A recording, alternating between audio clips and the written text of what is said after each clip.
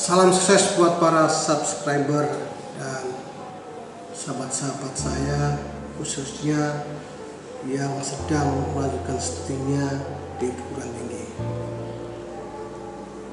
Saya akan share sesuai dengan beberapa pertanyaan para subscriber dan teman-teman saya tentang manajemen pemasaran atau pemasaran, khususnya di bidang perilaku konsumen. Memang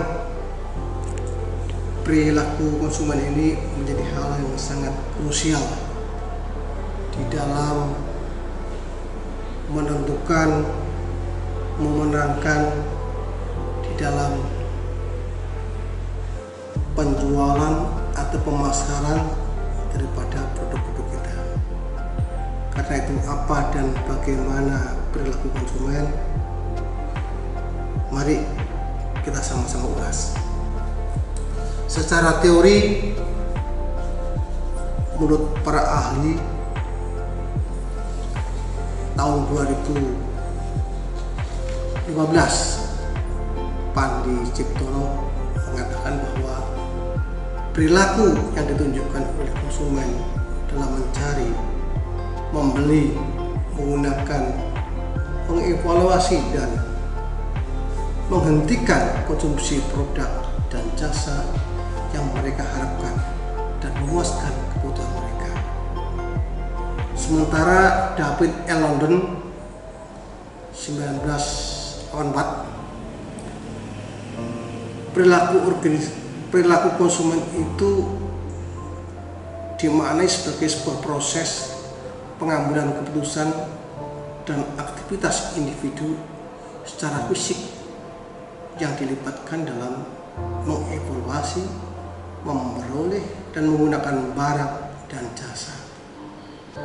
Sedangkan menurut Gerald Salman 1979, pengertian daripada perilaku konsumen itu merupakan tindakan-tindakan, proses dan hubungan sosial yang dilakukan oleh individu, kelompok dan organisasi dalam mendapatkan, menggunakan suatu produk sebagai suatu akibat dari penggalangannya dengan produk, pelayanan dan sumber-sumber lainnya.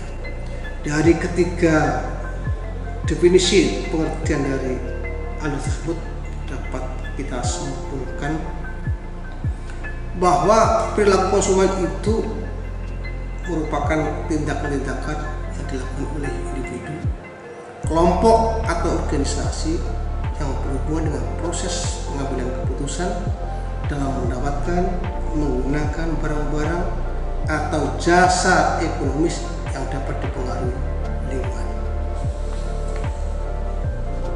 Nah, konsumen sendiri itu punya dua sifatnya. Yang pertama sifatnya itu rasional, yang kedua sifatnya itu irasional. Apa itu rasional dan apa itu irasional secara garis besar dapat dimaknai atau dijelaskan sebagai berikut. Perilaku yang konsumen yang rasional itu, konsumen lebih memilih barang atau jasa yang mutunya sudah terjamin. Konsumen memilih produk atau barang berdasarkan kebutuhannya. Yang berikutnya ditandai oleh konsumen memilih barang dan jasa yang harganya sesuai dengan kemampuan konsumen. Yang keempat, barangkali yang dipilih oleh konsumen memberikan kegunaan dan manfaat optimal bagi konsumen, jadi asas manfaatnya. Sedangkan perilaku konsumen yang memiliki sifat irasional ditandai oleh yang pertama, konsumen lebih memilih barang-barang yang branded, barang-barang yang bermerek dan dikenal oleh masyarakat luas. Berikutnya, konsumen memilih barang yang bukan berdasar kebutuhan, melainkan pada gengsi atau prestis. Yang ketiga, konsumen cepat tertarik pada iklan dan promosi di media elektronik maupun media cetak. Nah, bagaimana macam-macam konsumen? Bisa kita kelompokkan menjadi 3. Yang pertama, konsumen yang berpatokan pada harga. Pada konsumen jenis ini adalah yang paling umum, di mana biasanya ditandai dengan ciri ia hanya tertarik pada harga yang lebih murah. Harga menjadi satu-satunya pertimbangan. Yang kedua, konsumen lebih suka menjadi trendsetter. Artinya, tren dalam kehidupan memang silih berganti. Entah itu dalam hal teknologi, fashion, maupun yang lainnya akan berganti sesuai dengan zaman dan selera masyarakat pada saat itu. Nah, jenis konsumen ada yang cenderung ingin menjadi trendsetter, selalu berusaha membeli barang apapun yang merupakan keluaran terbaru, sehingga ia akan memiliki kebanggaan tersendiri karena nantinya akan dijadikan sebagai role model atau trendsetter bagi orang lain. Yang terakhir, ditandai oleh konsumen yang lebih memilih menjadi follower. Artinya, ini berbanding terbalik dengan jenis yang di atas. Jenis konsumen follower justru akan menggunakan atau membeli suatu barang yang memang sedang hits.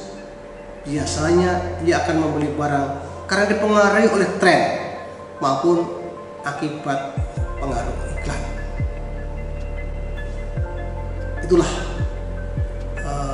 sekedar pengetahuan tambahan yang bisa saya share kali ini untuk melengkapi menambah wawasan para subscriber dan sahabat-sahabat saya.